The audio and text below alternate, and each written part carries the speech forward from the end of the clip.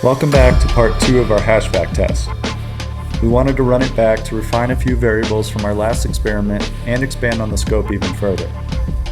The goal of our test is to see how the HashVac process impacts freeze-dryer time and how it affects potency and flavor.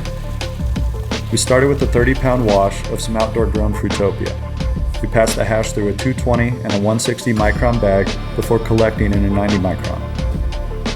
Our control sample went straight into the freeze dryer for a normal dry cycle.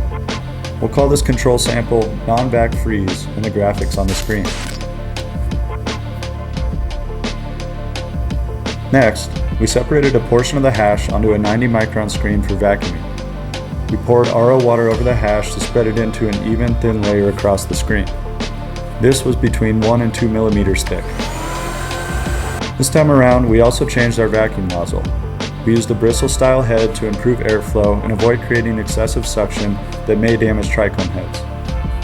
We vacuumed the hash and then repeated the process until we reached our target water activity below 0.6 AW.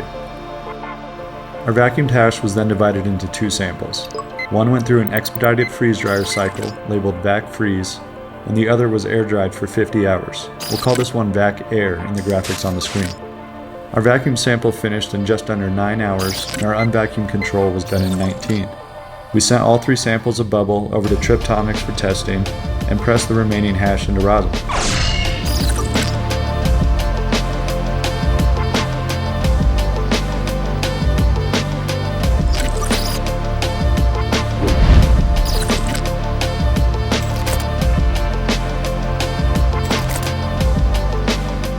When the lab results came back, we saw that both vacuum samples showed just slightly lower total cannabinoids, total THC, and total CBD. Our unvacuumed control tested higher in total terpenes as well, although we did not see nearly as big of a loss as our last test. To see more of our data from this experiment, be sure to check out our blog.